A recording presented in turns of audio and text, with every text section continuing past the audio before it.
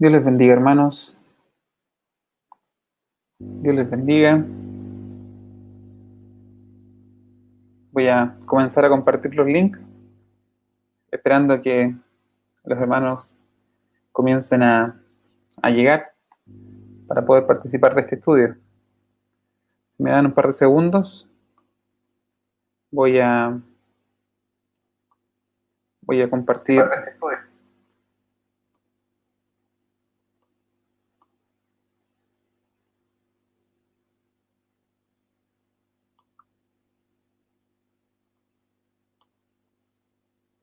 Solamente unos segundos y ya estoy. Dios le bendiga, hermana Julia. Dios le bendiga, hermano Gonzalo. Si me dan solamente medio minuto, un minuto, voy a estar ya listo para que comencemos.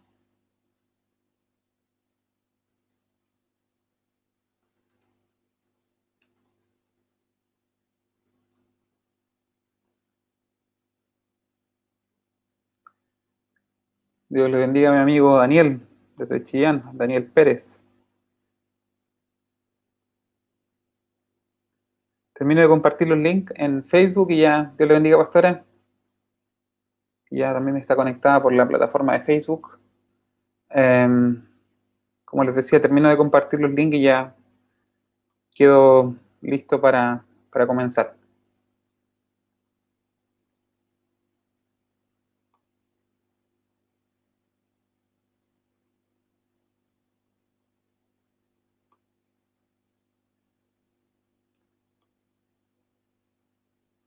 Solamente un minuto.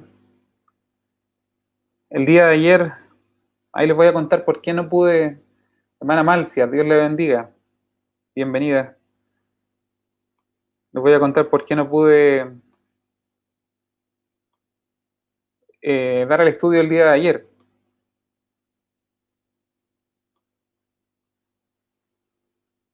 Y no fue por algo, no fue por un problema de tiempo ni nada, sino que tuvo relación con el capítulo, con la dificultad del capítulo.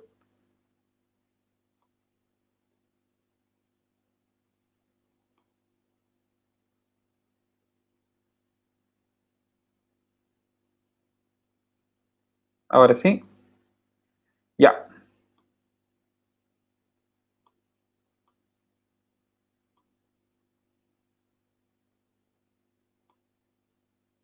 Ok, ya terminé de compartir los links. Dios les bendiga nuevamente a mi hermana Julia, mi hermano Gonzalo, la pastora Lisette, la hermana Malcia y mi amigo Daniel Pérez en la plataforma de YouTube. Eh, Gracias al Señor por darnos un día más, una semana más, avanzando ya al capítulo 6 del libro de Hebreos.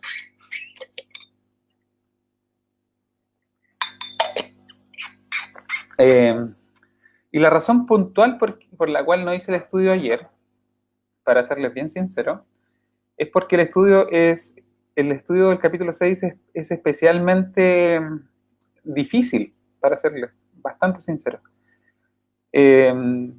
Preparo los estudios durante el día. Dios le bendiga a hermano Luis, que se va sumando a la transmisión.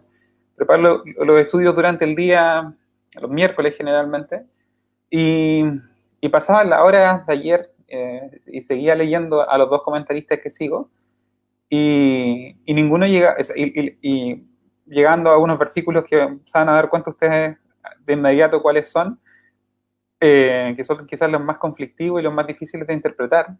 Eh, Llegando a esos versículos, veía que un comentarista decía una cosa y el otro comentarista decía algo aparentemente completamente diferente. O sea, pueden llegar a ser complementarios, pero la interpretación era bastante diferente. Entonces, preferí tomarme un día más, seguir leyendo, seguir escuchando diferentes hermanos que han ya trabajado con este texto, y espero, con la ayuda del Señor, darles una imagen un poco más completa. Igual yo creo, como en cada estudio, van a quedar con la tarea para la casa de seguir profundizando por su parte y de seguir estudiando. Creo que es responsabilidad de cada uno. Pero con la ayuda del Señor, si el Señor me da la gracia, voy a tratar de darles las mejores herramientas que pueda para poder ir viendo el texto y con la ayuda del Señor entendiéndolo de la mejor manera. Así que eso. Saludos. ¿Quién más ha conectado? El hermano Luis, la hermana Olga, la hermana Ivonne. Así que ya que somos un buen número, voy a orar al Señor para pasar a la lectura de la palabra y a la exhortación directamente. Eterno Dios y buen Padre Celestial, amantísimo Señor y Salvador, gracias te doy por tu amor, gracias te doy por tu misericordia. Gracias, Señor, porque tú eres bueno, porque para siempre son tus misericordias. Dirige este estudio, así como lo has hecho con todos los anteriores, Señor amado. Tu Santo Espíritu, Señor, nos guíe, dirija mi mente, mi corazón, mi lengua, Señor, que mis hermanos que están del otro lado de la pantalla puedan ser edificados, alimentados, Señor, fortalecidos. Señor de la gloria, por misericordia, danos, Señor, entendimiento en este texto. Por misericordia, permítenos profundizar, Señor, en estas escrituras. Permítenos, Señor de la gloria, ir al texto y ser nutridos por él. Dios bendito, porque es tu palabra la que habla en esta hora. Por lástima, alimenta a mis hermanos. Por amor a tu nombre, porque tu nombre es invocado en este lugar, porque tu nombre es invocado en este servicio. Por misericordia, dirígelo. Gracias por todo lo que haces, Señor. Fortaleza a mis hermanos que están pasando necesidad, ya sea material o ya sea física, Señor, en medio de esta pandemia, ya sea también emocional, espiritual. Dios bendito, usted supla cada necesidad conforme a sus riquezas en gloria. Tenga misericordia también de los países que se encuentran, Señor, en necesidad o están sufriendo violencia. Señor de la gloria, acuérdate de Chile, de Cuba, de Colombia, de República Dominicana, que son los países que representamos, Señor, la iglesia acá en York. Acuérdate también de esta nación que nos ha acogido, el Reino Unido. Señor de la gloria, bendígalo también a sus dirigentes. Señor, bendiga a nuestros presidentes, Señor, en nuestras naciones en Hispanoamérica. Dios de la gloria, tu misericordia siga guardándonos y sosteniéndonos por lástima. Y tú seas propicio, Señor, a nosotros. Señor bendito, bendiga este estudio. Te lo pedimos y te lo imploramos a través de Jesús, tu Hijo, nuestro Señor y Salvador. Amén. Amén. Se conectó también la hermana Nereida Orellana. Dios le bendiga también a la hermana. Y misericordia de todo el mundo. Amén. Amén, así sea. Y vamos a pasar a la lectura del capítulo 6. Como les decía, es un capítulo bastante desafiante en cuanto a la interpretación. Así que el Señor en su misericordia nos vaya dando gracia y entendimiento. Hoy no voy a leer en dos versiones, venía leyendo en los estudios anteriores en la versión Reina Valera y en la versión Nueva Traducción Viviente, pero el día de hoy voy a leer solamente en Reina Valera y unos versículos puntuales, cuando lleguemos ahí, los voy a leer en la versión Nueva Traducción Viviente. Más que nada porque ahora son 20 versículos y no quiero gastar tanto tiempo leyendo dos versiones, sino cuando sea necesario voy a ir a otra versión. Así que vamos al capítulo 6 del libro de Hebreos.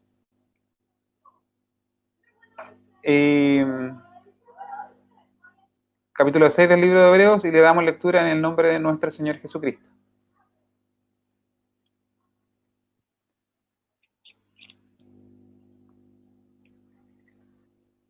Capítulo 6 del libro de Hebreos, y le damos lectura. Por tanto, dejando ya los rudimentos de la doctrina de Cristo, vamos adelante a la perfección, no echando otra vez el fundamento del arrepentimiento de obras muertas, de la fe en Dios, de la doctrina de los bautismos, de la imposición de manos, de la resurrección de los muertos, del juicio eterno. Y esto haremos si Dios en verdad lo permite.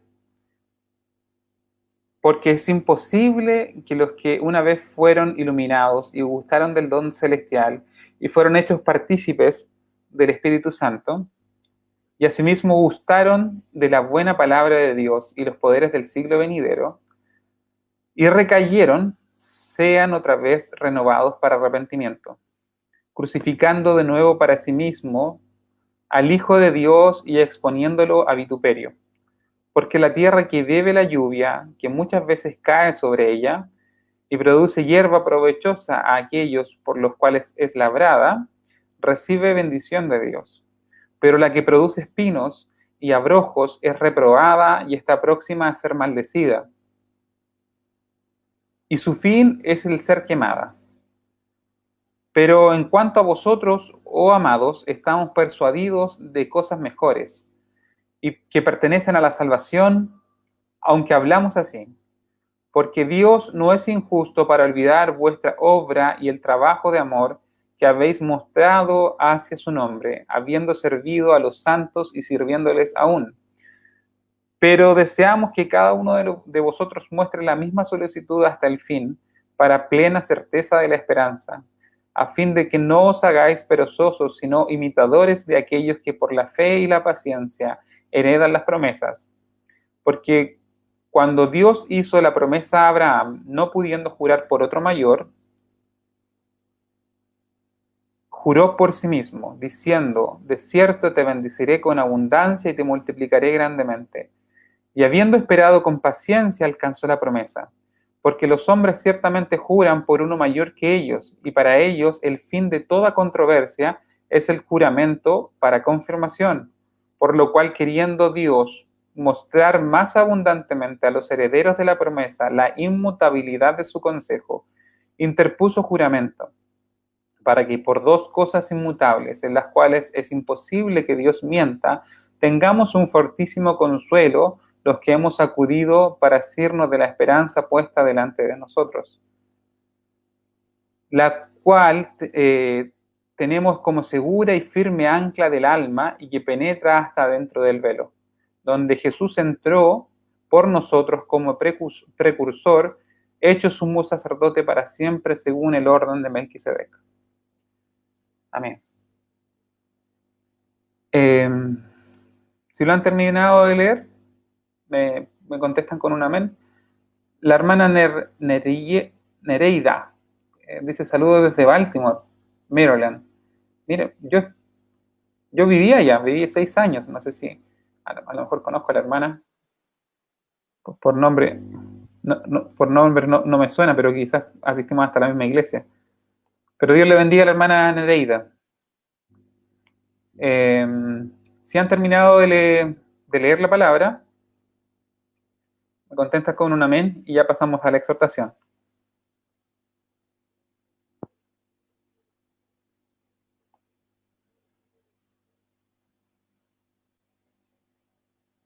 Ok. Entonces, el capítulo, o sea, el libro de Hebreos, estamos estudiando el libro de Hebreos, que tiene una tónica bastante marcada de amonestación.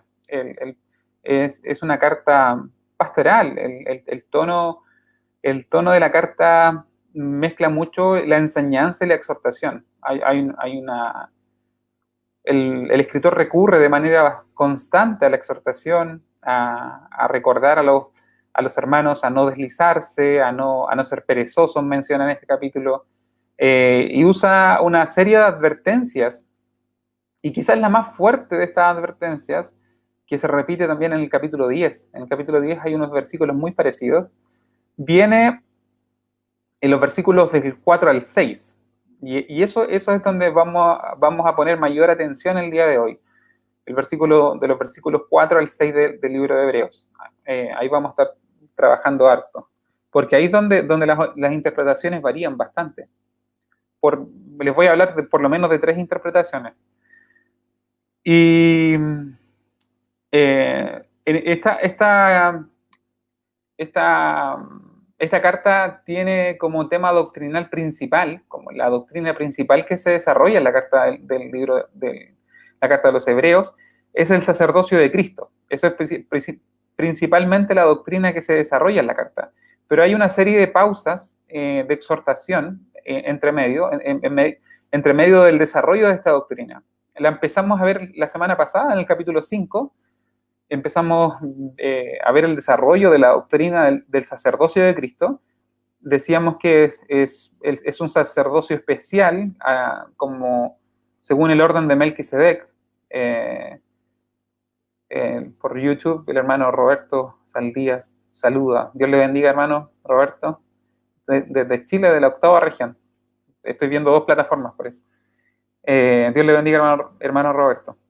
Entonces, el sacerdocio de Cristo es según a la forma de Melquisedec, porque Melquisedec, vamos a ver la semana que viene, vamos a ver en detalle eso, pero Melquisedec era un rey bastante especial porque ejercía 2 ministerios, o tenía 2 oficios, el de rey y sacerdote.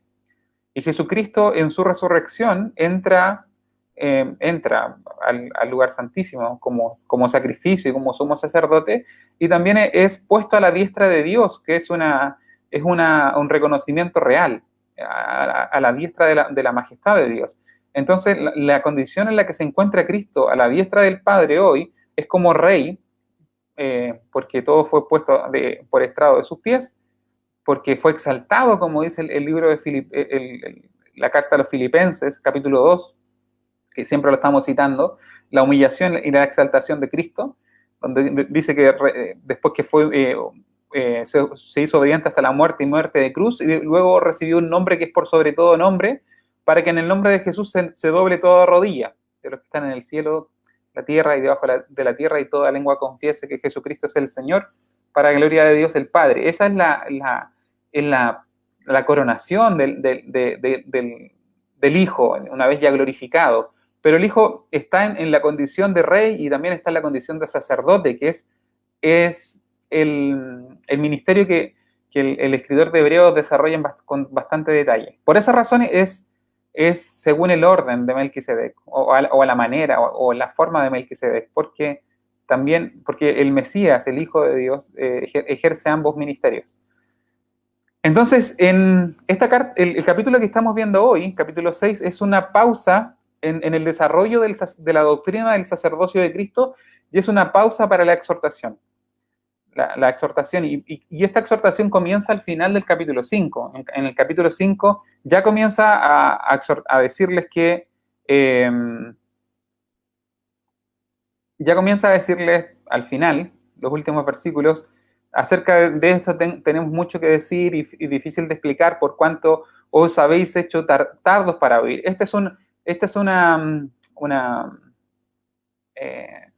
¿Cómo le digo? Este es un llamado terreno, directamente a los receptores de la carta. Es bastante importante que hagamos estas distinciones. Hay en ocasiones donde el escritor se dirige directamente a los receptores de la carta. También hay ocasiones en las que él se incluye en la necesidad de mejorar, de avanzar, de madurar. Él se incluye como parte de esos que necesitan estas cosas, de estos que necesitan avanzar para ir a la perfección. Y hay unos versículos particulares que son donde más vamos a gastar tiempo el día de hoy, los versículos 4 y 6, que da la impresión que esos versículos no van dirigidos ni a los receptores de la carta, ni tampoco el escritor se incluye dentro de estos versículos particulares. Pero es un ejemplo, es una reprensión quizás la más fuerte, que tiene como propósito despertar, tiene como propósito poner un llamado de atención muy marcado, y hace referencia, según una de las interpretaciones, al peligro de la apostasía, Ok, pero en los últimos versículos del capítulo 5, el escritor hace una amonestación a estos receptores de la carta que ya debiendo ser maduros, necesitan nuevamente leche, necesitan nuevamente las enseñanzas básicas, las enseñanzas que recibe todo aquel que llega al Señor por primera vez.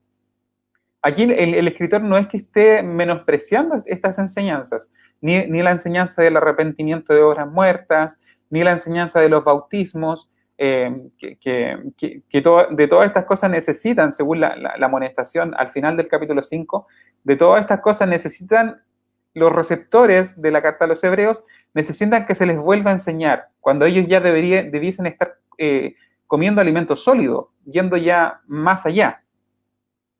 Hago un paréntesis. El audio se escucha bien porque estoy nuevamente con el micrófono. Si hay problemas de audio, si hay chicharreo o algo, me comentan, me dejan en los comentarios para saber si hay problemas. Si se empieza a escuchar mal, me avisan y yo saco el micrófono y sigo con el audio del computador.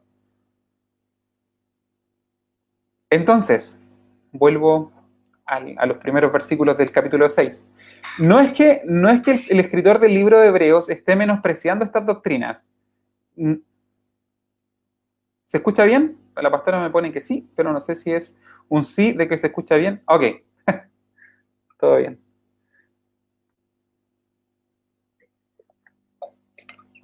Hermana Gloria dice todo bien también. Todo bien, dice la hermana Iván. Ok, entonces,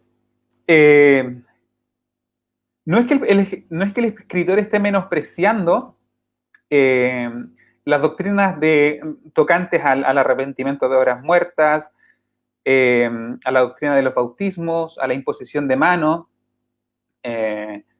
o a la doctrina tocante a la resurrección de los muertos y al juicio eterno.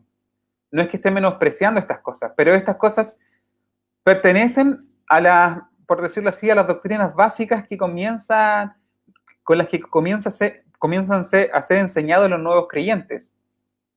O los niños también. Los niños cuando un hijo que nace en un hogar cristiano, cuando va creciendo, empieza a ser adoctrinado en todas estas cosas que son de conocimiento básico en la vida del creyente. De hecho, es algo deseable que los nuevos creyentes sean discipulados. Y creo que hoy las iglesias adolecen bastante de aquello. Tienen una carencia bastante de enseñanza que se enfoque en los nuevos creyentes. O sea, no sé si sea un problema general, pero de la iglesia de donde vengo yo, en Chile, creo que tenemos un problema bastante importante en tomar a los nuevos creyentes y empezarle a enseñarles doctrinas básicas. Por ejemplo, nosotros allá en Chile tenemos, disculpen que use siempre el ejemplo de Chile, pero que no tengo otro parámetro, tenemos un himnario, que todo cristiano de mi iglesia, todo evangélico perteneciente a la iglesia anda con la Biblia y con un himnario, donde están las alabanzas clásicas, metodistas clásicas, o alabanzas bastante antiguas, y en el himnario viene algo que se llama artículos de fe. Y eso es lamentablemente pocas veces estudiado. Y en esos artículos de fe vienen las doctrinas básicas que confiesa la iglesia. Es como una confesión de fe que tienen otras iglesias. Hay otras denominaciones. Los presbiterianos le dan mucha importancia al estudio de la confesión de fe de Westminster, creo que se llama. Hay un estudio bastante concienzudo y bastante enfocado en las doctrinas fundamentales de lo que creen ellos. Nosotros profesamos esto, creemos esto tocante al bautismo, creemos esto tocante a la resurrección de los muertos. Hay un piso doctrinal que tienen muchas iglesias y que lamentablemente algunas iglesias pentecostales, no digo que todas, pero mi iglesia, la pongo como ejemplo, que creo que ha descuidado un poco eso. Ha descuidado que al nuevo creyente se le enseñen cosas básicas. Se le enseñen, mire, nosotros creemos esto tocante al bautismo, creemos esto tocante al tema 2, 3, 4. Que el nuevo creyente tenga un piso doctrinal básico. Eso es lo deseable. El nuevo creyente que no viene de un trasfondo cristiano necesita que sea enseñado, que necesita tener un conocimiento básico desde el cual comenzar a construir su edificio espiritual, su edificio doctrinal. Aquí el escritor a la carta de los Hebreos habla de estos fundamentos, de estos primeros pisos del edificio doctrinal del cristiano, que involucra la doctrina del arrepentimiento, el tema de los bautismos, que no solamente incluye el bautismo por agua, sino también muy posiblemente el bautismo por el Espíritu Santo, o en el Espíritu Santo. La imposición de las manos, esto puede ser, la costumbre que tenían ellos era como pasarlos parte de la comunión de la iglesia, cuando en la iglesia primitiva, cuando comisionaban a alguien, por ejemplo a Pablo y a Bernabé, impusieron las manos sobre ellos. Se daba mucho también que la imposición de manos era impartido el Espíritu Santo, recibían el bautismo. Pablo recibió la vista por la imposición de las manos de Ananías. Entonces, eran parte de las doctrinas fundamentales que tenían la iglesia primitiva, la resurrección de los muertos y el juicio eterno. Ahora, el escritor quería que los receptores de la carta, muy posiblemente cristianos de trasfondo judío, fueran más allá, que esa parte ya la tuvieran clara, que ya esa comida ya hubiesen aprendido a procesarla y que ahora necesitasen comida un poco más sólida. Y la comida sólida, no había visto voy a hacer una pausa para saludar a los hermanos que están por YouTube, que es la hermana, mi cuñada Rosita, Gabriel, hermano Alexis, desde Chimbarongo, Gabriel y mi hermano. Saludos también a ellos. Volviendo a la idea. Entonces, la comida que necesitaban ellos y que el escritor del libro de Hebreos está desarrollando es básicamente la supremacía del Mesías, la supremacía del Hijo de Dios respecto a los ángeles, respecto a Moisés, respecto a Aarón y a la casa de Aarón, que es la casa sacerdotal, porque el escritor lo que quiere es que los receptores de la carta a los Hebreos puedan comer esta doctrina del sacerdocio de Cristo. Porque aquí hay un comentario que me llamó mucho la atención. Decía, los rudimentos de la fe expresados antes, los que le nombraban, podrían permitir a un cristiano de origen judío retornar por presiones externas al judaísmo sin sentir que se abandona la fe, ya que los principios básicos del arrepentimiento, la fe, la resurrección, los bautismos y el juicio eterno eran enseñanzas también básicas del judaísmo. Entonces, si el cristiano de origen judío solamente se quedaba con estas doctrinas fundamentales, que tenía mucho, o sea, el cristianismo tiene como base doctrinal el judaísmo, entonces estas doctrinas básicas se parecían bastante al judaísmo del cual muchos venían. Entonces, al solamente quedarse a ese nivel de enseñanza, había más probabilidad que ellos se viesen tentados a volver a sus prácticas anteriores en el judaísmo por presiones externas, principalmente por presiones familiares, por presiones del ambiente donde ellos vivían en el primer siglo. La gran oposición que enfrentó la iglesia en el primer siglo fue principalmente la del judaísmo. Aparte de la oposición que presentó el Imperio Romano, pero la oposición más cercana que tuvieron ellos fue la que tuvieron con los judíos. Entonces, si ellos no avanzaban a doctrinas que eran alimento más sólido, corrían el riesgo de apartarse, corrían el riesgo de deslizarse y volver a poner su fe en cosas que no tenían la capacidad de transformar su vida, de transformar su corazón, de apartarlos de la práctica del pecado. El apóstol Pablo habla mucho de las cosas que tienen reputación que tienen reputación de piedad, de duro trato del cuerpo, pero que no tienen ningún efecto contra los deseos de la carne. Eso era lo que le ofrecía el judaísmo. El judaísmo en donde ellos trataban de llegar a la justicia por la ley, pero como vimos en el estudio anterior del libro de Romanos, la ley era únicamente para el conocimiento del pecado y no tenía la capacidad de darle al hombre nueva vida, una nueva vida que le permita al hombre ahora enfrentar el pecado. Entonces, ese era el riesgo de que estos cristianos, con estas doctrinas básicas, que aparentemente no se apartan de las doctrinas que ellos ya profesaban en el judaísmo, pudiesen deslizarse y volver a poner su fe y su esperanza en las obras de la ley. En las obras de la ley que no tenían ninguna potestad contra la naturaleza pecaminosa del hombre. Porque no había el que pone su confianza en las obras de la ley, de cierta manera menosprecia la obra completa de Cristo en la cruz.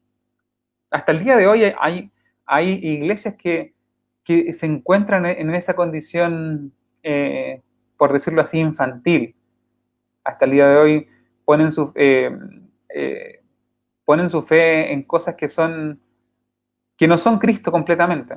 Y me refiero a la iglesia adventista, por ejemplo, que envuelve a muchas prácticas del judaísmo, que le da una importancia extrema a cosas que se acercan a las prácticas judías anterior a la venida de Cristo, a la observación de ciertos días, de ciertos alimentos, y que aparentemente tienen mucha reputación de piedad, pero no tienen ningún efecto contra los deseos de la carne. Hay tanta obsesión en denominaciones como la adventista por el tema del día sábado, por ejemplo, que ellos piensan que la marca de la bestia, aparte también se obsesionan por el tema escatológico, dicen que la marca de la bestia es los que guardan el día domingo. Entonces, a ese nivel de infantilismo llegan.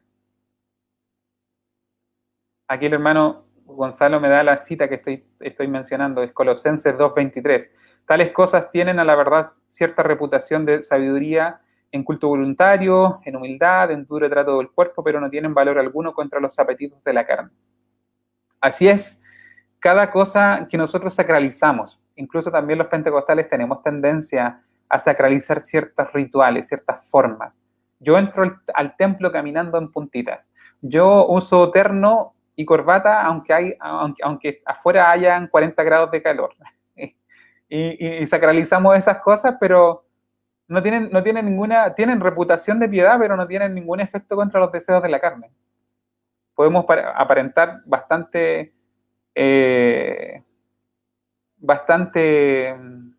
como le decía, piedad, valga la redundancia, pero eso no significa necesariamente que seamos más santos. Volviendo al tema.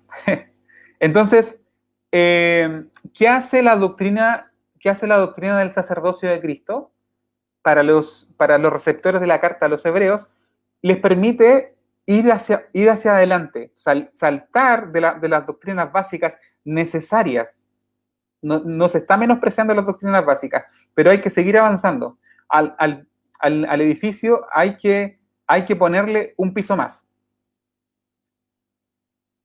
Al edificio hay que seguir construyéndolo. No podemos dejar la casa, por ejemplo, sin techo, porque viene el invierno, se llueve y nos mojamos.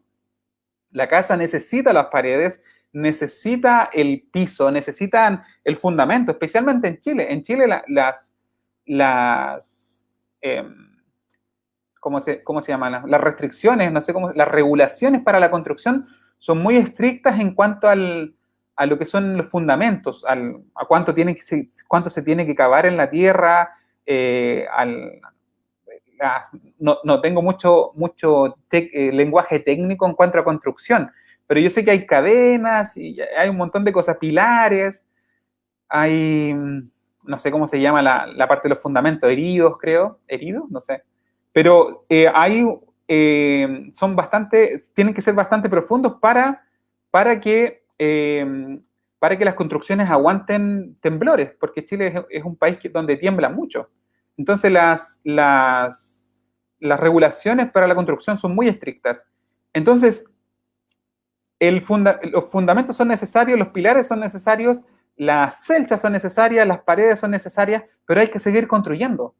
No podemos parar solamente con las paredes. Si queremos hacer una casa de 2 pisos, 3 pisos, no podemos quedarnos con el primer piso y quedar con el cielo abierto. ¿Me entienden? Es necesario, o sea, no quitamos el fundamento, no quitamos estas doctrinas, las aprendemos, las aceptamos, las memorizamos si es necesario, pero tenemos que seguir avanzando, tenemos que seguir creciendo, tenemos que seguir construyendo. Eso es un poco lo que aconseja el escritor de la carta a los hebreos. Y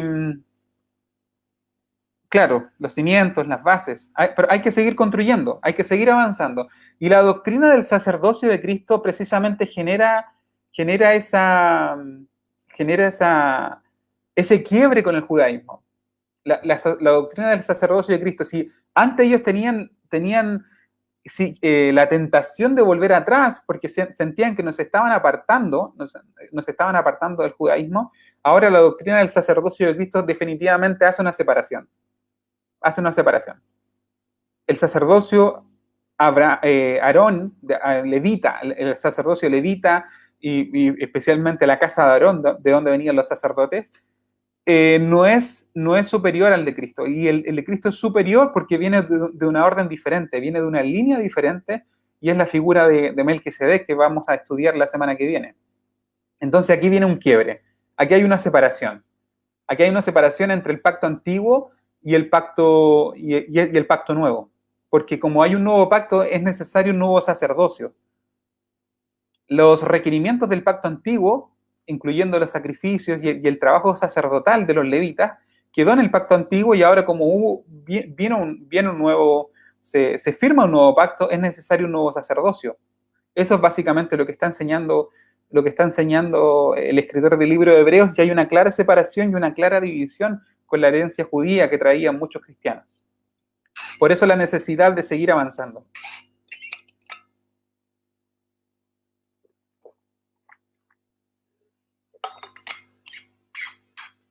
Y dice el versículo 3, y eso haremos si Dios en verdad lo permite. Eso es lo que dice. Vamos a avanzar, avancemos, necesitamos avanzar, y eso haremos si en verdad Dios lo permite. O sea, la idea del escritor de aquí para adelante ya los amonestó, les dijo: ustedes están todavía con leche, necesitan avanzar, no se queden en esta etapa tan infantil, avancen. Y eso vamos a hacer con la ayuda del Señor en los capítulos, en los versículos que vienen y en los capítulos siguientes. Pero antes de eso viene una advertencia que es muy fuerte. Es una advertencia muy... es para estremecerse. Antes de exhortar los versículos 4 al 6, que vamos a tener un momento bastante largo ahí, quiero ver que mis hermanos me comenten si hasta aquí más o menos la idea está bien o está clara. Si están siguiendo, me comentan con un amén o algo. Y si todo está bien, seguimos a la exhortación de estos 3 versículos que va a tomar un poco de tiempo. Yo creo que se nos va a ir el resto del tiempo aquí.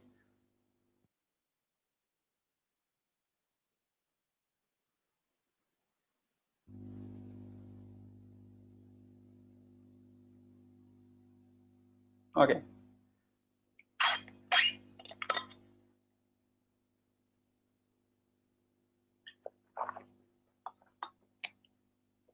Ok. Dice el hermano Gonzalo que está claro, el hermano Luis también que está claro. Ya, entonces vamos a ver los versículos 4 al 6. Les voy a pedir que se sienten y que se preparen para los versículos siguientes, que es una amonestación muy fuerte.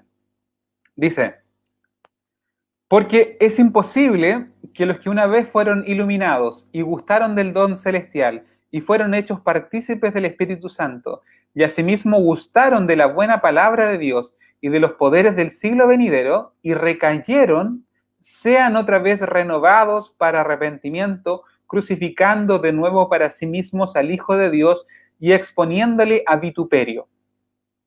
Wow. Porque es imposible. Esa es la parte más fuerte de estos versículos. Es imposible que los que una vez fueron iluminados. Aquí hay la dificultad de esta parte, es la descripción que hace de este grupo de personas. Es importante también, antes de analizarlo, que el escritor de Hebreos en muchos versículos se ha dirigido se ha dirigido a los receptores de la carta, como decíamos al final del capítulo 5. Ustedes tienen necesidad de crecer, ustedes tienen necesidad de madurar. Está haciendo una interpelación directa a los receptores de la carta de los hebreos. En otras ocasiones, él se incluye en el grupo, necesitamos esto, debemos esto, deseamos esto. Pero estos tres versículos se presentan en tercera persona. No están tomando a los receptores de la carta como si fueran estos para los cuales no pueden ser renovados para el arrepentimiento, ni tampoco él se incluye. De hecho, el versículo 9 dice: pero en cuanto a vosotros, oh amados, estamos persuadidos de cosas mejores que pertenecen a la salvación, aunque hablamos así.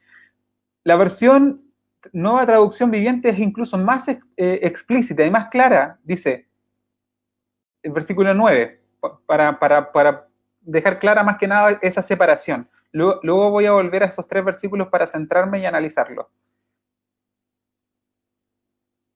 Dice la Nueva Traducción Viviente, versículo 9 del capítulo 6. Queridos amigos, aunque hablamos de este modo, no creemos que esto aplica a ustedes. Estamos convencidos que ustedes están destinados para cosas mejores, las cuales vienen con la salvación. Esto, Nueva Traducción Viviente, versículo 9, capítulo 6. Queridos amigos, aunque hablamos de este modo, no creemos que esto aplica a ustedes. Estamos convencidos de que ustedes están destinados para cosas mejores, las cuales vienen con la salvación. ¿Ok? ¿Quedó claro eso? Si quedó claro, volvemos a los versículos 4 al 6. Y como les decía al principio, la razón por la que no hice el estudio ayer es porque no entendía estos versículos. Y no sé si aún los entiendo, pero sé que hay por lo menos tres posibles interpretaciones y se las quiero compartir. Hice mi mayor esfuerzo para entenderlo y para conciliar las diferentes interpretaciones que leí. Y me hace una más sentido que la otra.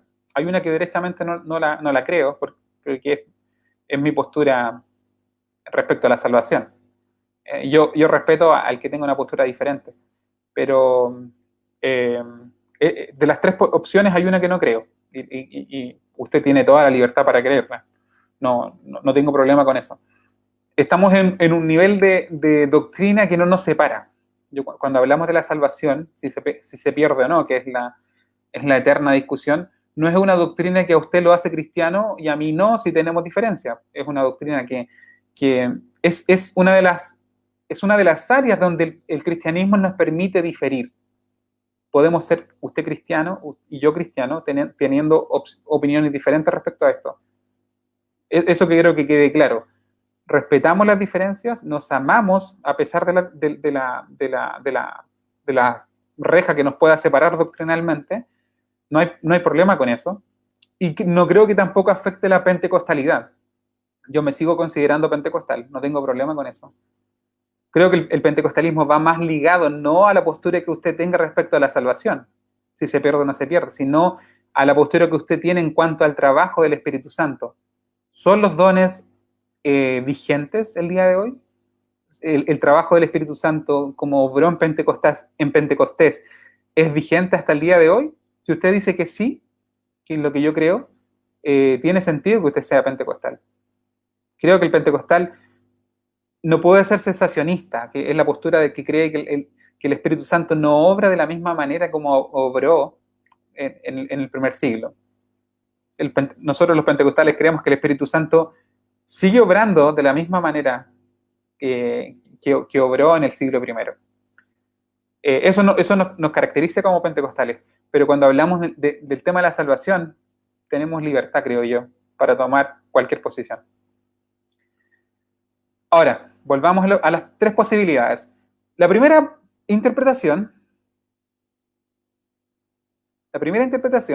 sería la interpretación clásica arminiana, que es alguien que es salvo.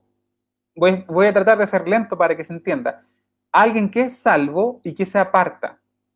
Alguien que es salvo se aparta, pero ese apartarse es para no volver más.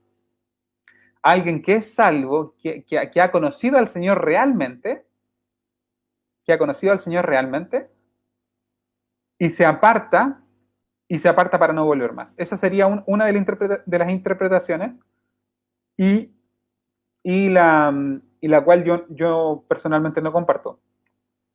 La segunda opción es que estos pasajes hablan acerca de la apostasía, que es la que creo que yo voy a desarrollar ahora.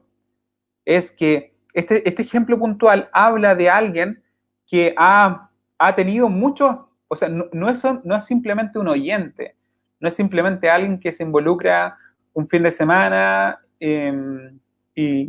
o que simplemente va de oyente acompañando al papá, sino es alguien que ha tenido una serie de características, que ha sido iluminado, que ha gustado del don celestial, que ha sido hecho partícipe ha sido hecho partícipe del Espíritu Santo, ha gustado de la buena palabra y de los poderes del siglo venidero. Es alguien que ha gustado de todas estas cosas, pero a pesar de eso, cae, y cae para no volver. Porque dice que es imposible imposible es imposible que el que se aparte, habiendo pasado por todo esto, habiendo sido iluminado, habiendo gustado del don celestial, habiendo sido hecho partícipe del Espíritu Santo, ha gustado de la buena palabra y de los poderes del siglo venidero, y que recaiga, sea renovado otra vez para arrepentimiento. Esto sería la apostasía. Este sería casos como el de Judas. Judas creo que cabe bastante bien dentro de esta descripción, si es que consideramos que lo que se describe en estos 3 versículos no es un verdadero nacido de nuevo. Si creemos que es un verdadero nacido de nuevo y que se aparta, estaríamos en la posición arminiana, por decirlo de alguna manera. Decir que alguien puede recibir todas estas cosas y no ser verdaderamente salvo, sería la opción 2. Sería la opción 2. La opción 1 y 2, que alguien verdaderamente salvo se pierde para no volver, esa es la opción 1. La opción 2 es alguien que, a pesar de haber gustado todas estas cosas, no conoció al Señor y por lo tanto también se pierde para no volver. Son las primeras 2 opciones. En la segunda opción, de alguien que ha gustado de estas cosas, pero llega un momento que cae para no volver, entran ejemplos como el de Judas. Judas participó en el grupo que fue enviado a echar fuera demonios. Judas gustó la buena palabra. Los poderes del siglo venidero puede ser experimentar el poder del Espíritu Santo para expulsar demonios, para hacer sanidades, para hacer prodigios. Judas fue parte de los 12 y vivió como los 12, todas las cosas que vivieron los 12, los milagros, la multiplicación de los panes, posiblemente también lo vio caminar sobre el mar, lo vio calmar la tormenta. Creo que estaba siempre con los 12, ahí me pierdo un poco, pero gran parte de las experiencias que vivieron los 12 la vivió también Judas, pero se apartó para no volver. Y también hay un versículo que dice Jesucristo que en los postreros tiempos, en el día del juicio, van a llegar muchos diciendo: Señor, Señor, en tu nombre hicimos esto, en tu nombre echamos fuera demonios, en tu nombre hicimos esto y aquello, y el Señor les va a decir: apartados de mí, yo nunca los conocí. Entonces aquí entra las personas que van a llegar en el día del juicio a decirle: Señor, nosotros hicimos estas cosas en tu nombre, y el Señor los aparte, son los que son considerados en la segunda interpretación. Personas que fueron iluminados, que gustaron del don celestial, que fueron hechos partícipes del Espíritu Santo, que recibieron la buena palabra y que recibieron los poderes del siglo venidero, pero que no nacieron de nuevo, que Dios nunca los conoció. Apartados de mí, hacedores de maldad, yo nunca os conocí. Ese nunca os conocí es que nunca nacieron de nuevo, básicamente. Entonces, esta interpretación hablaría de apostasía, del peligro de apostatar. El peligro de apostatar. Y la tercera interpretación, si las 2 primeras quedaron más o menos claras, la tercera interpretación sería que efectivamente se está hablando de hombres que realmente nacieron de nuevo. Que toda esta descripción habla de hombres que realmente nacieron de nuevo. Porque que fueron iluminados, que gustaron del don celestial, que fueron hechos partícipes del Espíritu Santo, que gustaron de la buena palabra y de los poderes del siglo venidero, esta interpretación dice que todas estas características, estas 5 características, son de un hombre que ha nacido de nuevo. Por lo tanto, cuando dice que es imposible, ¿cómo la interpreta este tercer comentarista o esta tercera posición? Cuando se dice que es imposible, este comentarista o esta posición interpreta como que es imposible. no sé si se entiende. Que es imposible que un hombre que ha gustado de todas estas cosas recaiga y se aparte para no ser renovado para arrepentimiento. ¿Me entienden? Están básicamente diciendo que alguien que ha gustado, que ha gustado del don celestial, que ha sido hecho partícipe del Espíritu Santo, que ha gustado de la buena palabra y que ha gustado de los poderes del siglo venidero, dice que es imposible que recaiga, pero un recaer para apartarse. Eso quiero que quede claro, porque uno de los problemas con estos versículos particulares es que se puede caer en 2 extremos. Uno, menospreciar el pecado. Cuando se habla de recaer, no se habla de pecados menores, por llamarlo de alguna manera. No se habla de que usted una vez fue salvo, cometa un pecado. De hecho, el apóstol Juan en la primera carta dice que si decimos que no tenemos pecado, hacemos a Dios mentiroso. ¿Cierto? Porque el que ha nacido de nuevo puede pecar, o sea, puede llegar a cometer pecado. La diferencia es que el que ha nacido de nuevo no practica el pecado.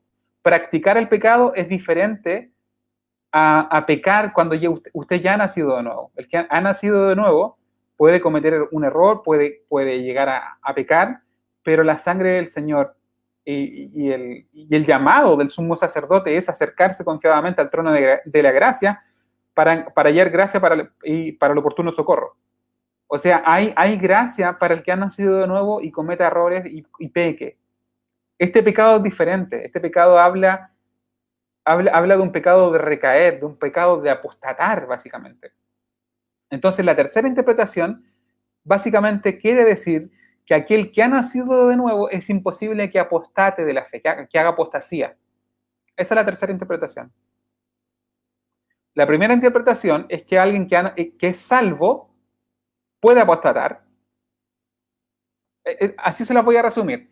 Y quiero que me digan si les quedó claro. La primera posición es que alguien que es salvo, verdaderamente salvo, puede apostatar. Esa es la primera interpretación. Alguien que es salvo puede apostatar. Y esa sería una interpretación más de la mano con una postura arminiana de la salvación. La segunda interpretación es que el que apostata nunca fue salvo. El que cae en apostasía nunca fue salvo. Y la tercera interpretación es que alguien que es salvo es imposible que caiga en apostasía. Esas serían las tres. La primera, alguien que es salvo puede llegar a caer en apostasía. La segunda, el que cae en apostasía nunca fue salvo. Y la tercera, el salvo es imposible que caiga en apostasía. ¿Me entienden? El que es salvo puede apostatar, la primera. La segunda, el que cae en apostasía nunca fue salvo. Y la tercera, el que es salvo es imposible que caiga en apostasía. Ese sería un resumen de las tres posturas que estuve leyendo. ¿Ok? Si está claro eso, me contestan abajo, me hacen algún comentario y voy a tomar yo la segunda opción. De las tres que les nombré, voy a tomar la segunda, que vendría siendo que el que cae en apostasías nunca realmente conoció al Señor. Con esa voy a trabajar. Hay tres posturas por lo menos, puede que haya más interpretaciones. Y usted, mi hermano, tenga toda la libertad en el Señor de tomar la que le parezca más correcta. No hay ningún pecado en eso. Tome la que encuentra, la que usted entienda que es más bíblica y que le traiga paz a su corazón. Yo no voy a entrar en debate con esto. Quiero. ¿Ok? Bueno, yo voy a desarrollar la segunda y le voy a explicar por qué tomé la segunda. Pero quiero que quede claro si se entienden estas tres posibles interpretaciones.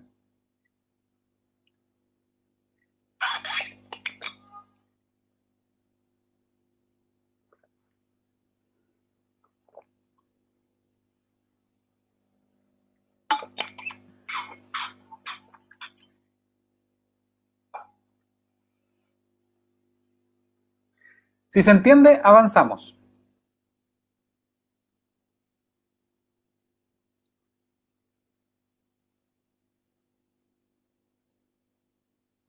Parece que sí, porque no hay ningún comentario.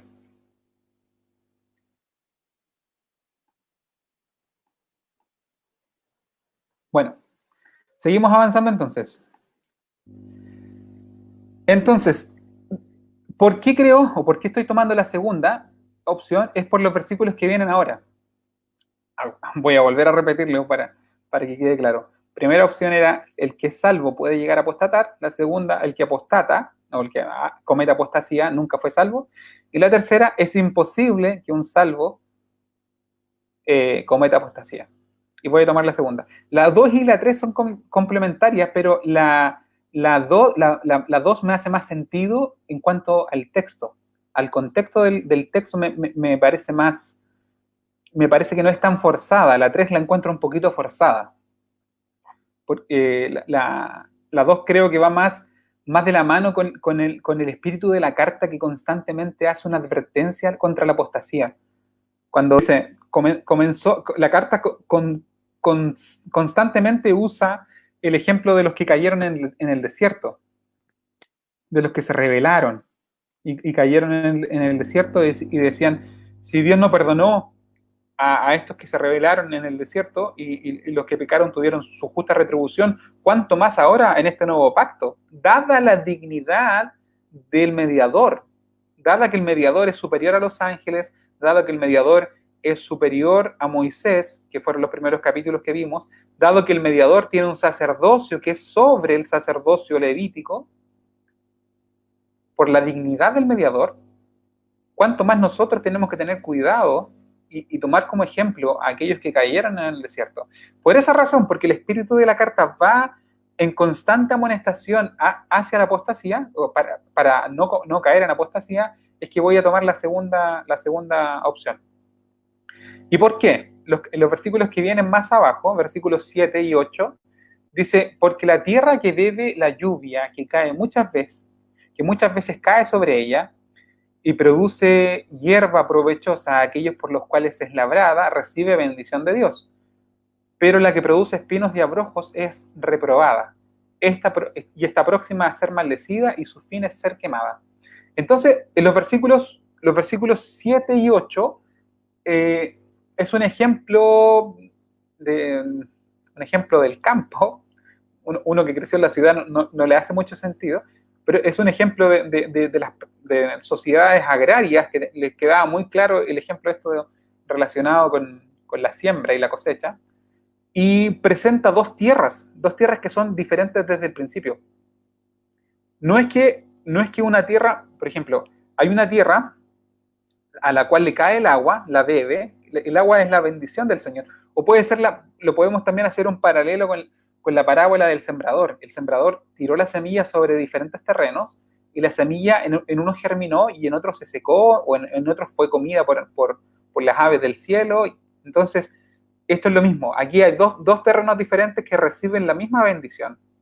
Reciben la lluvia, que la beben, y una produce hierba provechosa y la otra produce espinos y abrojos.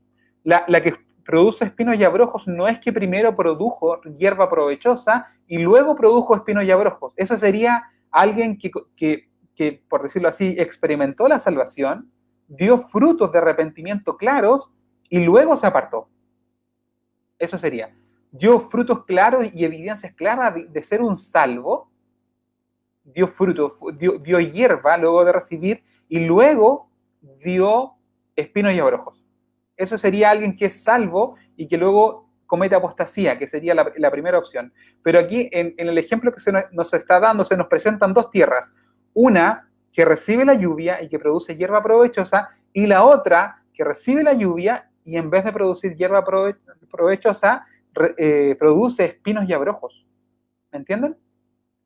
Esa es la diferencia. Por eso creo que la postura 2 me hace más sentido. Que el que cae en apostasía es alguien que, a pesar de todo lo que recibió, a pesar de la iluminación, a pesar de haber gustado de los poderes del siglo venidero, gustado de la buena palabra, todo eso fue lluvia que vino del cielo, haber gustado del don celestial, haber sido hecho partícipe del Espíritu Santo, a pesar de toda esa lluvia que produjo, en vez de producir, o sea, que recibió, en vez de producir hierba buena, produce espinos y abrojos. Entonces, tomando los versículos 7 y 8, es por esa razón que me quedo con la interpretación segunda. ¿Les hace más sentido? Si les parece, me comentan.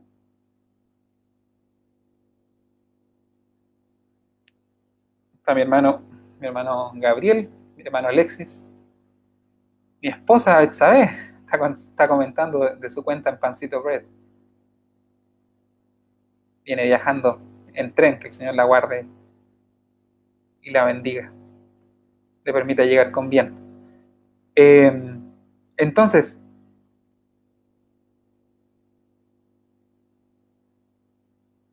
si les quedó claro esta parte, pasamos a el versículo 9.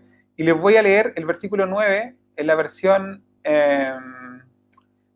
Nueva Traducción Viviente, para que haga más sentido de esa separación. Que estos versículos puntuales que hablan del peligro de la apostasía, que es un peligro latente, que hablan del peligro de apostatar, el apóstol, o sea, no apóstol, casi le digo Pablo, pero aparentemente no es Pablo el que escribe.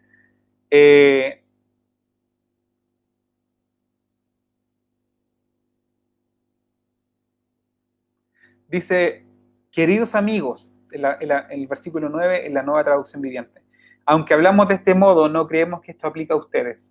Estamos convencidos de que ustedes están destinados para cosas mejores, las cuales vienen con la salvación. Entonces, ahora después de esta tremenda amonestación,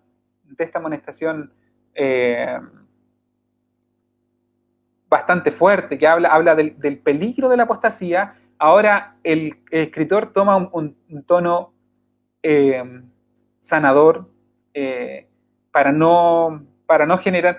La palabra del Señor, bien predicada, reprende, pero también consuela. Muchas veces nosotros tomamos posiciones muy drásticas y solo damos palos. Una descripción constante de Jesucristo era que Él estaba lleno de gracia y de verdad. Las dos cosas tienen que ir de la mano. Gracia y verdad.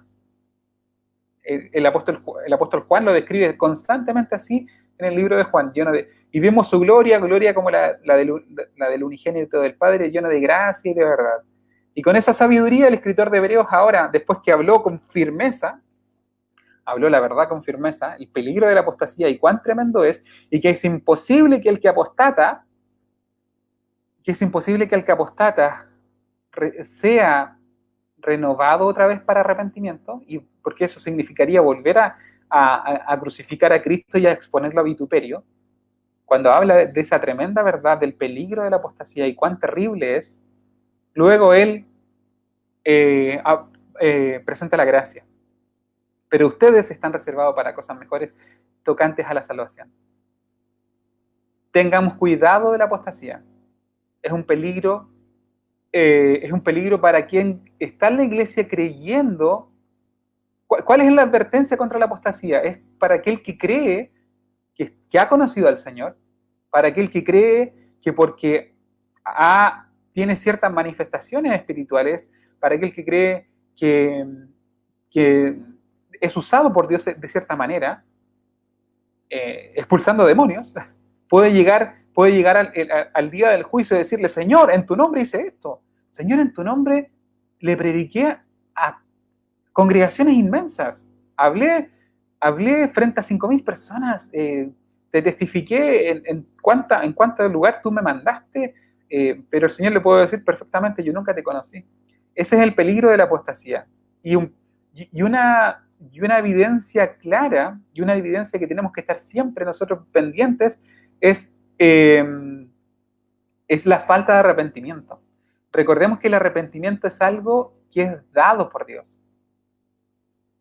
El arrepentimiento es algo que es dado por Dios. Es un don de Dios. Es una gracia que viene dada por el Espíritu de verdad, el que viene a convencer al hombre, al mundo de pecado, de justicia y de juicio. Y cuando el Espíritu Santo viene al corazón del hombre, enviado por Dios, entonces produce arrepentimiento. Entonces produce ese arrepentimiento para vida. Pero el arrepentimiento no es algo natural nuestro. Entonces, una evidencia o algo que siempre tenemos que estar atentos es si estamos pecando y sin siquiera sentir amonestación en el corazón. Y segundo, estamos pecando, perseveramos en ese pecado y no estamos teniendo arrepentimiento. Ahí es donde nosotros tenemos que tenemos que prender las luces y tenemos que tener el alerta y pedir misericordia. Señor, ten misericordia. Porque el escritor del libro de Hebreos básicamente nos está diciendo que hay una línea puntual que no sabemos dónde está, que no sabemos cómo está trazada, pero hay una línea de no retorno. Hay una línea donde el hombre se endurece tanto que no le es concedido arrepentimiento para vida. Alguien que nunca ha conocido al Señor, como estamos tomando esta segunda interpretación. Pero se hace manifiesto. Estuvo mucho tiempo en la iglesia, tomó cargos importantes en la iglesia, hizo cosas importantes, predicaba bonito, cantaba bonito, pero llega un momento que se aparta del camino, pero se aparta de manera agresiva y se aparta como un enemigo de la cruz de Cristo. Es bastante peligroso. Por eso, mi hermano, mientras usted siga luchando, mientras usted siga buscando al Señor, mientras usted siga gustando el arrepentimiento, gócese en ello porque es evidencia en que usted está en las manos del Señor. Nosotros estamos en este mundo, luchamos contra muchas debilidades, luchamos contra muchas cosas que batallan en nuestro ser, pero la invitación ahora es que cuando usted pueda gustar el arrepentimiento, gustar el quebrantamiento, recuerde que le está siendo otorgado por el Señor. Y recuerde que ese quebrantamiento es una evidencia de que usted está en la mano del Señor. Y que usted le pertenece a Él. Hay una alabanza que nosotros cantamos en la calle, dice: preste oído el humano, preste oído el humano a la voz del Salvador, regocíjese el que siente el pecado abrumador. Y siempre me quedó esa estrofa, me quedó dando vuelta: regocíjese el que siente el pecado abrumador. Hay cierta bendición, no en el pecar, pero hay una bendición en el poder arrepentirse del pecado. Cuando usted peca, lamentablemente peca, porque está en esta carne, porque somos imperfectos, porque estamos en el camino de la perfección, porque estamos en el camino de la santidad, porque aún nos falta para que Cristo sea formado en nosotros. Muchas veces en este camino de la santidad, en este camino donde Dios está esculpiendo a Cristo en nosotros, muchas veces pecamos. Lamentablemente pecamos. Pero cuando somos bendecidos con el arrepentimiento para vida y somos bendecidos con el quebrantamiento, recuerde usted, cuando esté llorando amargamente su pecado, recuerde que en ese llanto amargo hay una dulzura porque viene otorgado por el Espíritu Santo y es evidencia de que usted está en las manos del Señor. El hecho de que usted llore amargamente su pecado es evidencia del amor de Dios. Porque ese llanto de amargura por el pecado, ese quebrantamiento que lo lleva a los pies de la cruz de Cristo, es una evidencia de que usted está en las manos del Señor. Muchos creen, al luchar con una debilidad, piensan que Dios ya los desechó. Pero el hecho de que esa debilidad que lo humilla a usted constantemente, le genere ese pesar, le genere ese contristar del Espíritu Santo, es una evidencia de que usted le pertenece al Señor. Y cuanto más de que el Señor le conceda arrepentimiento. Por eso, mi hermano, el apóstol Juan decía, hijitos míos, estas cosas escribo para que no pequéis. La verdad, estas cosas escribo para que no pequéis. La verdad. Ahora la gracia y verdad. Pero si alguno hubiere pecado, abogado tenemos para con el Padre a Jesucristo el justo. La gracia. No pequemos, pero si hemos pecado, abogado tenemos para con el Padre a Jesucristo el justo. Y cuando podemos llorar nuestro pecado, cuando podemos sentir el dolor y la amargura de nuestro pecado, pídale al Señor entendimiento, pídale al Señor claridad para que en medio de esa amargura usted pueda sentir la dulzura de saberse amado. Vea usted con claridad una oración de arrepentimiento que es amarga y luego que es dulce. Salmo 51, una oración amarga de arrepentimiento que pasa a ser dulce en el Salmo 32, en el cántico de alabanza de aquel que ha recibido el perdón. Amárguese por su pecado y llore amargamente cuando usted peque con el Salmo 51. Ten piedad de mí, oh Dios, conforme a la multitud de tus piedades, conforme a tu misericordia, conforme a la multitud de tus piedades, borra mis rebeliones, lávame más y más de mi pecado, límpiame de mi maldad. Contra ti solo he pecado y he hecho lo malo delante de ti. Llore amargamente su pecado como David en el Salmo 51 y después alaba al Señor en el Salmo 32. Bienaventurado aquel cuyo pecado ha sido borrado, bienaventurado aquel cuya transgresión ha sido perdonada y cubierto su pecado. Y gócese al saberse amado, al saberse que le ha sido concedido ese arrepentimiento para vida. Estas cosas son evidencia de que estamos en el Señor. Cuando estas cosas no estén presentes, cuando usted esté pecando y no genere no se contriste el Espíritu Santo dentro de usted, cuando usted persevera en el pecado, cuando usted caiga en desobediencia tras desobediencia, en rebelión tras rebelión, tema, porque esa vida, esa actitud de rebelión constante contra Dios tiene un punto de no retorno, un punto en el cual se cruza y la persona, como Esaú, aunque lloró y anheló recuperar su primogenitura, no le fue concedido. Tenga el Señor misericordia de nosotros. Líbranos el Señor de tener una actitud, un corazón duro al extremo de persistir y persistir y persistir en el pecado, nosotros que ya hemos conocido al Señor.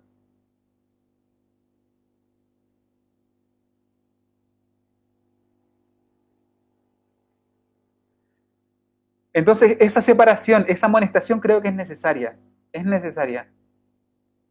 Cualquiera de los dos extremos, cuando se predica, hay una predicación de gracia sin verdad, es una predicación incompleta. De solo amor, de que estamos en el Señor, que le pertenecemos a Él, pero no hay una amonestación solemne como hace el escritor de la carta a los Hebreos, de tomar en serio este pacto, de los que aman las doctrinas de la gracia, recordar que esto no es una gracia barata, no es una gracia otorgada para que usted viva como quiera. Entonces, la gracia tiene que ir con la verdad. Y ahora, el que solamente da palos y pone cargas que ni siquiera él puede mover, recuerde que también hay gracia. No es solamente enrostrar el pecado, sino que mostrar también que hay un trono abierto, hay un velo que está rasgado, y que hay uno que cruzó, como dice al final de este capítulo, hay uno que nos marcó el camino, que abrió el camino a través del velo en su muerte, que se rasgó cuando él entregó su espíritu. y nos trazó un camino que va directo al trono de Dios. El propiciatorio era una representación del trono de Dios. Ahí entraba el sumo sacerdote una sola vez al año. Jesucristo traspasó ese velo y se fue y fue directamente al trono del Padre y ahí está sentado. Jesucristo se quedó en ese lugar santísimo. El sacerdote en el pacto antiguo entraba una vez al año y volvía a salir. Jesucristo entró una vez y para siempre y ahí está, a la diestra del Padre, en el trono de la majestad de Dios, en el trono de la misericordia, al cual nos invita a ir, cruzando y atravesando el velo para encontrar el oportuno socorro. Eso es un poco lo que dice al final. Entonces, aquí los versículos del 9 al 17 hace una serie, habla de una serie de características que están presentes en esta tierra que recibe el agua que manda Dios y que da buenos frutos. Y los buenos frutos son obras. Y también hay unas características que tienen que estar siempre presentes en el cristiano. Amor, esperanza y fe, que están en estos versículos. El servicio de amor, habla también de imitar la fe y la paciencia de aquellos que esperaron las promesas. Esperar las promesas con longanimidad. Es una palabra súper larga que aparece en la Reina Valera. Yo no sabía lo que significaba longanimidad. Y longanimidad es básicamente largo ánimo. Es una espera con paciencia. Es una esperar las promesas de Dios con paciencia y no perdiendo el buen ánimo, no perdiendo la fe. Y tenemos un montón de ejemplos. Abraham, el primer caso que colocan, él fue llamado de Ur de los Caldeos a los 75 años aproximadamente, tuvo que esperar 25 años, hasta que vio nacer a su hijo. Y tuvo que esperar cerca de 60 años, ¿sí? Hasta que nació los hijos de sus hijos, por Isaac. Tenía aproximadamente 60 años Isaac cuando nació Jacob y Esaú, y Abraham vio que seguía la descendencia por la línea de Isaac. Esto es bien interesante porque Abraham fue testigo de la espera de 40 años de Isaac. Isaac esperó 40 años hasta que nacieron los mellizos Jacob y Esaú, y Abraham seguía vivo. Abraham murió cerca de 180 años. Entonces Abraham Dios lo probó bastante en la paciencia. Y así tenemos muchos otros ejemplos. Moisés, que tenía el llamado para ser el libertador de Israel, y él posiblemente lo sabía, porque Moisés fue el escritor del Pentateuco. Entonces él conocía el llamado y la promesa a Abraham que su descendencia estaría cautiva por 400 años. ¿Ustedes saben cuántos años habían pasado aproximadamente cuando Moisés mató al egipcio? Habían pasado 390 años. Posiblemente Moisés sabía su posición, había sido criado en la casa de Faraón, sabía que él iba a jugar un rol importante en la liberación del pueblo. Eso es así lo interpreto yo, y posiblemente se adelantó y tomó la justicia por sus manos y tuvo que escapar y tuvo que esperar otros 40 años en el desierto, con paciencia hasta que el Señor lo llamó para sacar al pueblo de Israel. José, que soñó, el Señor le mostró un sueño donde sus hermanos lo reverenciaban a los 17 años aparentemente, y tuvo que esperar hasta que tenía 39 cuando lo sacan de la cárcel y es presentado frente a Faraón. Después de una vida de sufrimiento, puesto en la cárcel, o sea, primero vendido como esclavo, luego puesto en la cárcel por un pecado que no había cometido, ahí hasta los 39 cuando es colocado como segundo de Faraón. Y pasaron otros años más, cerca de los 7 años de prosperidad, y luego 2 años de hambre, pero unos 9 años más para poder volver a ver a sus hermanos. Hay otro tiempo largo. Y así muchos otros que Dios les prometió y Dios también cumplió con ellos y esperaron por tiempos larguísimos. Entonces Dios habla en estos versículos primero la necesidad de la presencia de obras en la vida del que ha nacido de nuevo. Nosotros, esta es una frase casi cliché, no somos salvos por obras, pero somos salvos para obras. Si usted es una tierra, si usted es alguien que ha nacido de nuevo, su tierra tiene que producir,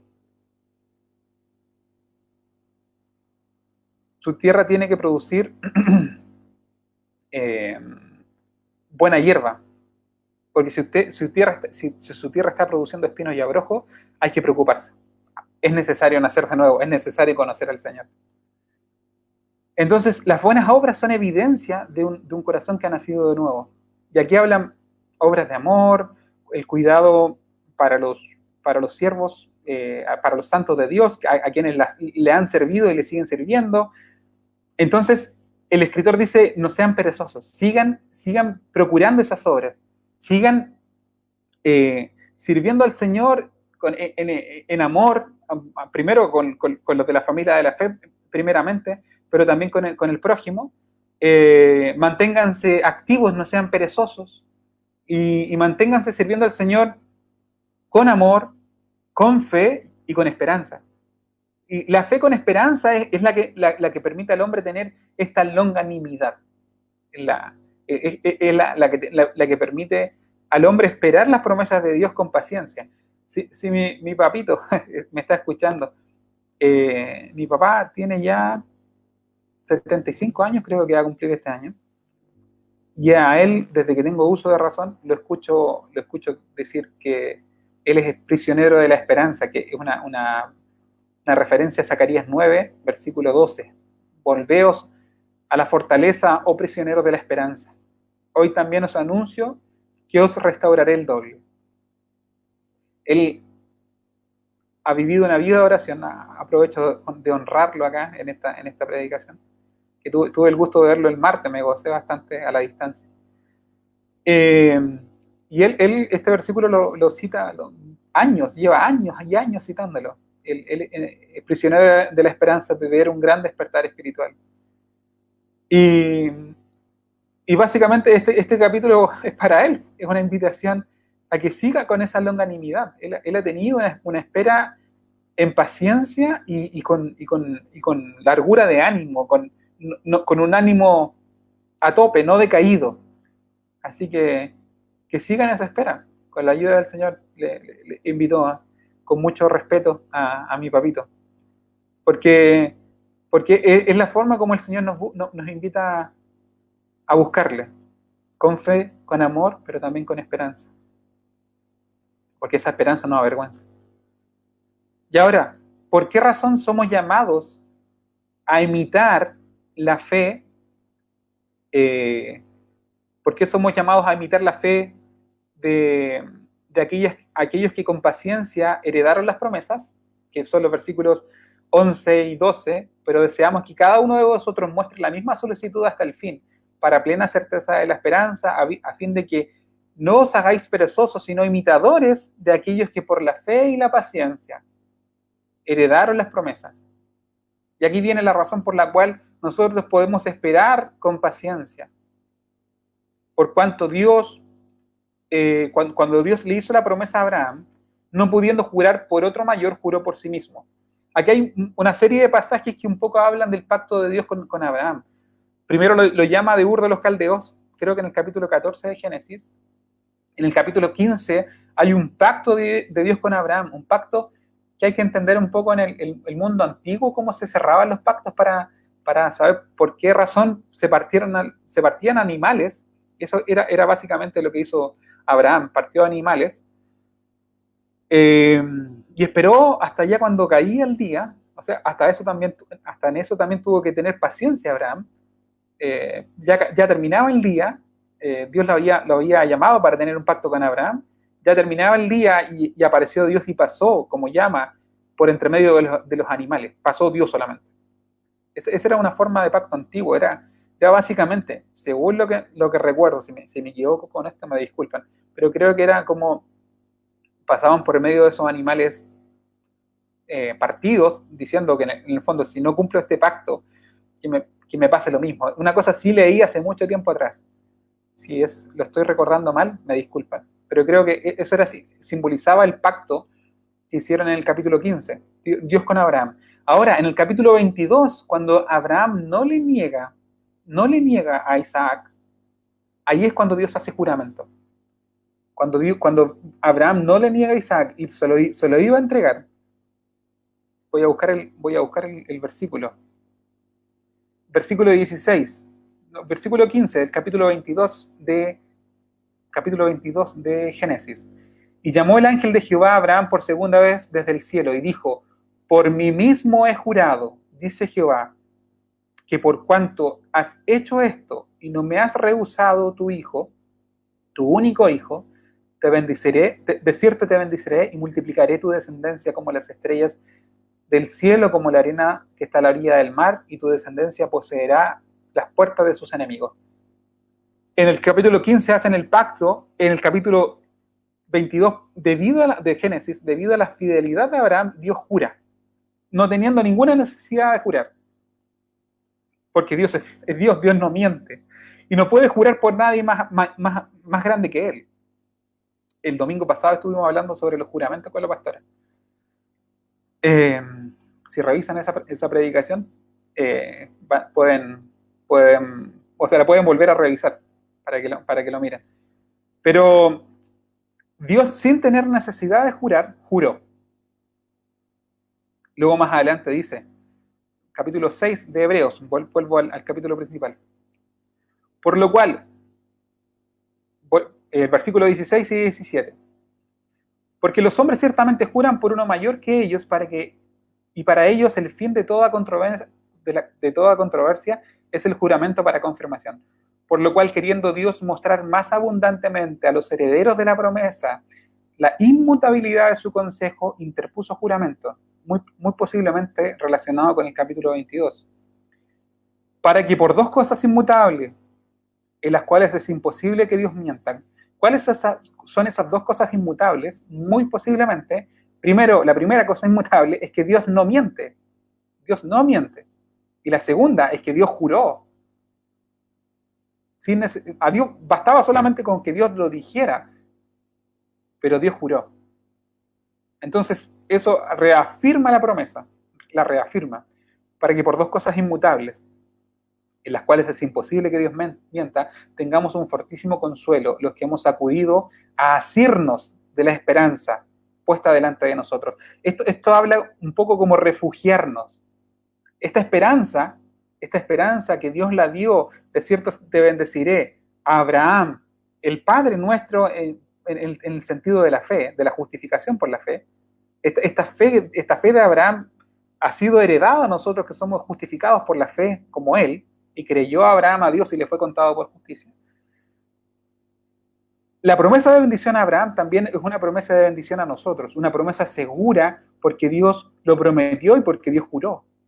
Entonces la invitación es que nosotros es a asirnos de esta esperanza, básicamente a refugiarnos en esta esperanza.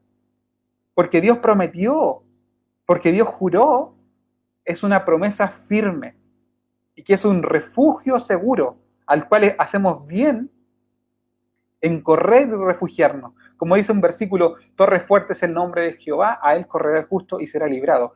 Esta esperanza es esa torre fuerte al cual nosotros podemos correr y refugiarnos en tiempo de incertidumbre, en tiempo de burla, en los que esperamos el retorno de Cristo, cuando vengan los burladores. Oye, pero ¿qué pasa? Ya han pasado 2000 años. Hay una promesa de que Él va a volver y volverá. Cuando la debilidad que lo abofetea, que lo humilla, cualquiera sea esta, quiera a usted apartarlo del camino, usted corra y refúgiese en la esperanza de la promesa. Esperanza de esta promesa de salvación que hemos recibido por la fe. Refúgiese ahí y vuelva al Señor, acérquese nuevamente al trono de la gracia, encuentre el oportuno socorro, reciba nuevamente arrepentimiento para la vida, llore un llanto amargo de arrepentimiento y luego gócese por el arrepentimiento que ha recibido. Así que esa es la seguridad que ahora da el escritor después de dar la advertencia. tengamos cuidado de la apostasía, tengamos cuidado de que nuestros corazones se endurezcan como se endurecieron los de los israelitas en el desierto y lleguemos a un punto de una línea de no retorno. Cuidémonos de eso. Y luego ahora, la palabra de consuelo. Pero nosotros tenemos promesas mejores, promesas que están relacionadas con la salvación. Esas son nuestras promesas. Y son promesas firmes, porque Dios la prometió y juró a Abraham, y cuya promesa también nos alcanza a nosotros, porque en su simiente, que era Cristo, iban a ser bendecidas todas las familias de la tierra, donde estamos nosotros. Así que, así termina el capítulo, para luego empezar ahora a entrar al sacerdocio de Melquisedec, que vamos a ver la semana que viene. Advertencia a cuidarnos de la apostasía, y también un mensaje de fortaleza en la esperanza que tenemos en Cristo. Así que eso sería un poco el resumen y la forma como cerramos el capítulo 6. Si hay alguna pregunta, los invito ahora a que puedan escribirla, algún comentario. Lo pueden escribir ahora.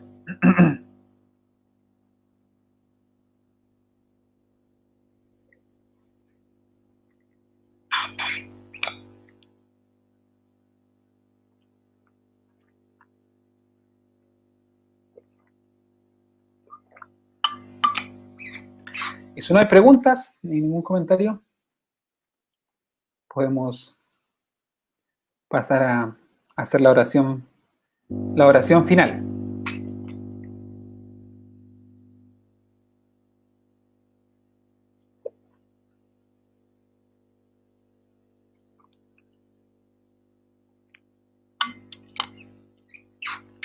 Mi hermano me manda una información que se las voy a leer. Mi hermano Gabriel me dice: el pacto de Ben Javetarim, el pacto de las mitades, donde se mostró a Abraham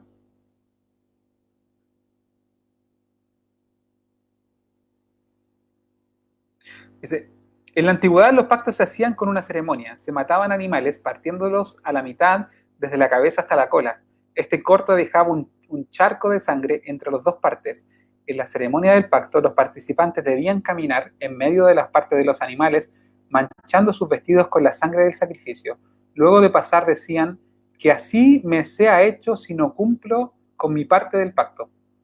Los pactos eran compromisos muy serios, eran un compromiso de vida o muerte.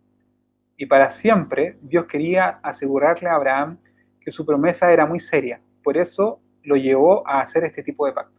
Eso es el pacto del capítulo 15. Pero el único que pasó por entre medio de esos animales fue Dios, en el capítulo 15. Esa parte es interesante. Posiblemente la sentencia que venía relacionada con el pacto posiblemente era la sentencia que recibió Cristo.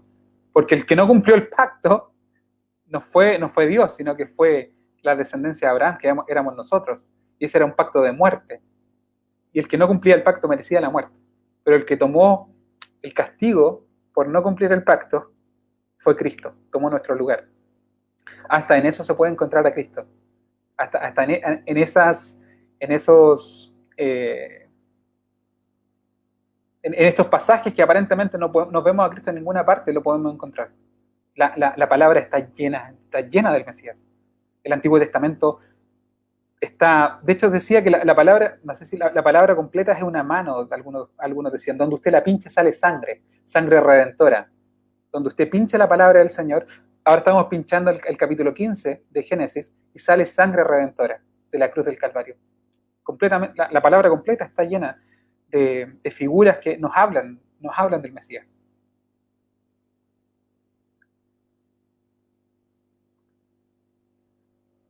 Así que voy a leer los comentarios.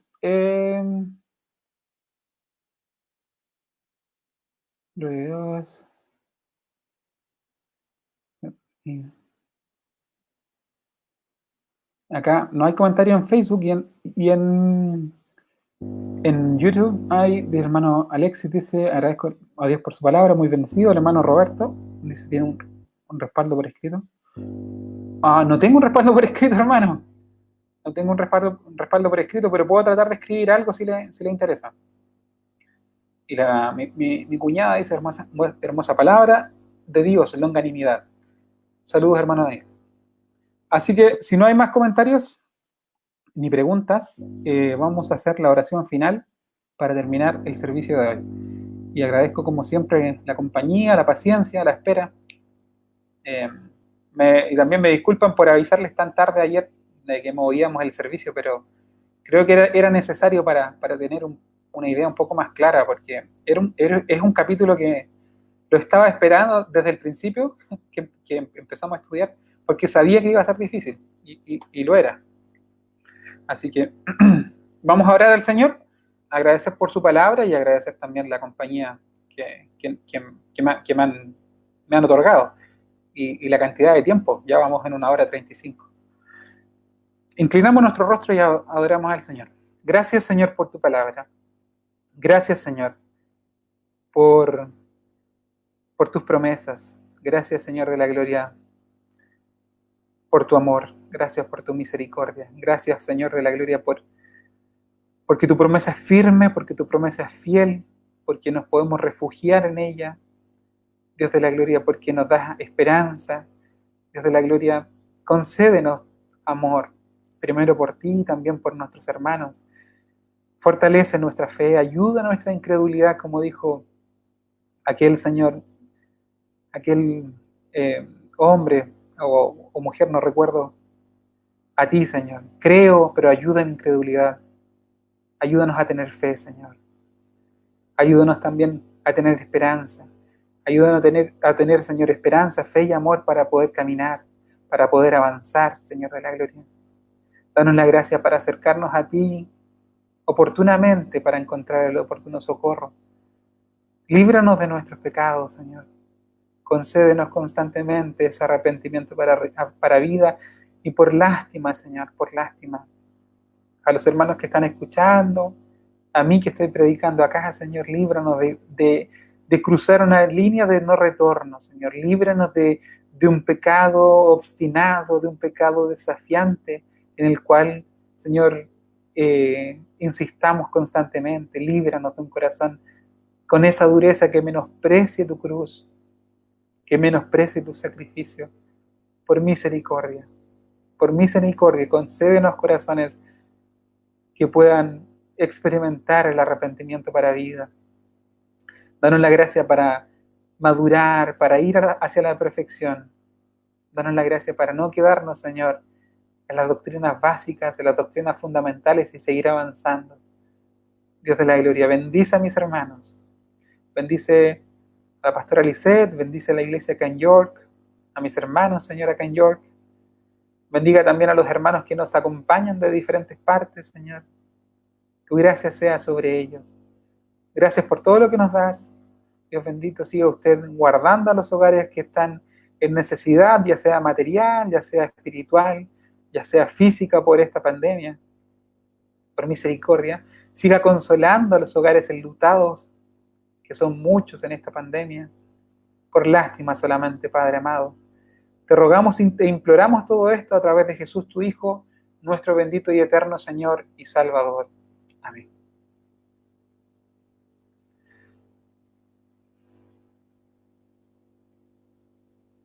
Ya. Gracias a todos los que participaron, a la hermana Julia, que es la primera que está siempre, hermano Gonzalo, que siempre nos acompaña, a la pastora, que me da la oportunidad de tener este espacio para compartir con ustedes, y a todos los hermanos que comentaron de diferentes partes. De Chile principalmente nos acompañaron hoy día bastante. De Estados Unidos también nos comentan a veces. Y a todos los que nos acompañaron, el Señor les bendiga. Voy a pedir la bendición y la semana que viene los esperamos con el capítulo 7, que va a hablar específicamente sobre el sacerdocio de Cristo según al modo de Melquisedec. Vamos a hablar de ese personaje tan enigmático. Así, vamos a pedir la bendición. Y antes de pedir la bendición, los dejo invitados para mañana. La pastora Lisette va a estar llevando el estudio el día de mañana. Y el día domingo, a las 8:30 de acá de Inglaterra. Y el día domingo también a las 8:30 el servicio normal que tenemos. Eso, ahora a pedir la bendición. Y ahora que la gracia de nuestro Señor Jesucristo, el amor de Dios el Padre y la comunión de su Santo Espíritu sea sobre todos nosotros, desde ahora y para siempre. Amén. Gloria a Dios, gloria a Dios, gloria a Dios. Dios les bendiga al hermano Alexis también, que se despide acá, y a todos los que nos acompañaron el día de hoy. Nos vemos, si Dios quiere, la semana siguiente.